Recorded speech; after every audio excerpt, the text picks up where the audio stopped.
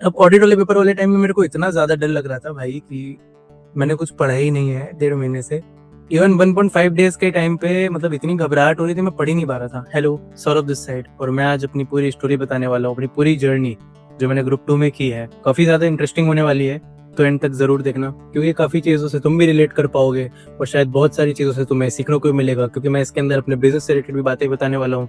अपनी पढ़ाई भी साथ साथ मैंने कैसे की, हर एक चीज़ इसमें मैं कवर करने वाला हूँ। और मेरे एक अटेम्प्ट भी लगा हुआ था, तो मैं उसके बारे में बताऊंगा, कैसे मैंने इम्प्रूव किया, हर एक चीज़ इसमें मैं बताने वाला हूँ। तो लास्ट तक जरूर से देखना। सो मेरा जनवरी 25 अटेम्प्ट पढ़ने वाला था, तो उस टाइम पे मेरी प्रिपरेशन भी काफ़ी अच्छी चल रही थी।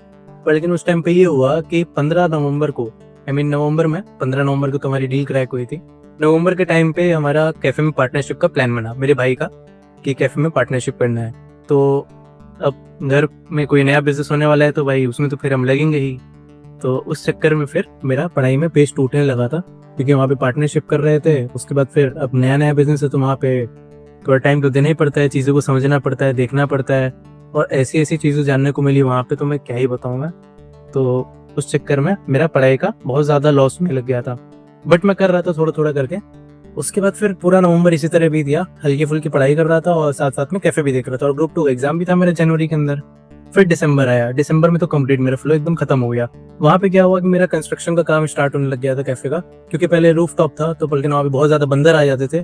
तो बंदरों के आतंक से बचने के लिए हम लोग ने पूरा का पूरा उसको पैक करवाया और क्लब वाइब पूरी देने की कोशिश की उसके अंदर। तो इसी तरह फिर वहाँ पे काम करते करते इसी तरह टाइम बीत रहा था। प्रिपरेशन अच्छी थी नहीं, और दिसंबर का महीना तो पूरा एक महीना उसी में निकल गया, और जनवरी में पेपर था, तो कुछ खास प्रिपरेशन हो नहीं पाई थी। तो मैंने एग्जाम दिए। हालांकि एग्जाम में मैं सारे पेपर में पास तो हो गया, बट एग्रीगेट्स में 5 मार्क्स से रह गए। 145 मेरे आए थे और 150 पासिंग होता है, तो उस चक्कर में मेरा रह गया था।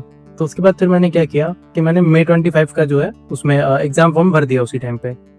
तो उसके भी प्रिपरेशन मैंने स्टार्ट कर दी। फिर यहाँ पे मेरे साथ ट्रेजेडी हो जाती है। यहाँ पे क्या होता है कि उस टाइम पे थोड़ा फैमिली मतलब सीन होने लग गया था हम लोग का, तो उस चक्कर में पढ़ाई ठीक से कर नहीं पा रहा था, और कैफे में फिर मेरे को ड्यूटी देना पड़ गया था 1 महीना। और उस टाइम का मई वाला जो अटेम्प्ट था, तो उसके पहले 1 महीना पहले जो मेरा अप्रैल वाला मंथ था, वो फिर से मेरा पूरा का पूरा कैफे के अंदर चला गया।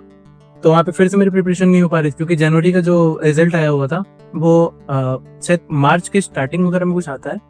तो मार्च और अप्रैल का मेरे पास टाइम था बस पढ़ने के लिए। तो अब 2 महीने के अंदर मेरे को पढ़ना था, और अप्रैल मंथ फिर से मेरा वहीं पे चला गया इसी तरह।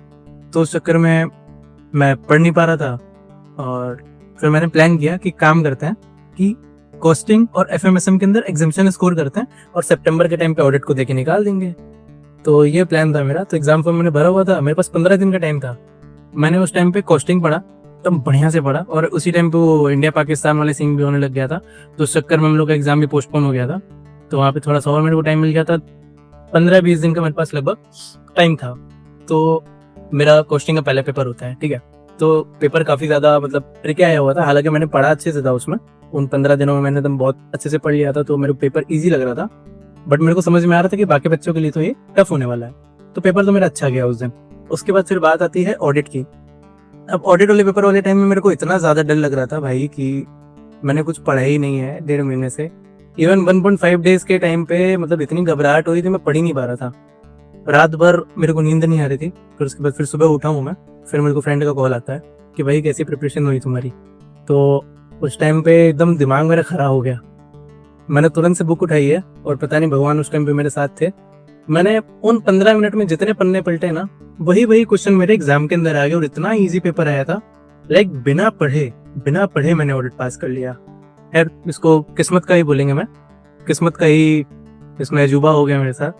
तो ऑडिट का पेपर जो है मेरा ठीक ठाक चला गया। तो मेरी एक्सपेक्टेशन थी कि शायद मेरा 35 से 40 के बीच में बन रहा है, तो शायद ग्रेस मिलकर मेरे को पास कर दिया जाएगा। पर पेपर इतना ज़्यादा ईजी था, तो मेरे को थोड़ा डर भी लग रहा था कि बोनस तो मिलेगा नहीं, पूरा ग्रेस पे ही डिपेंडेंट रहना पड़ेगा।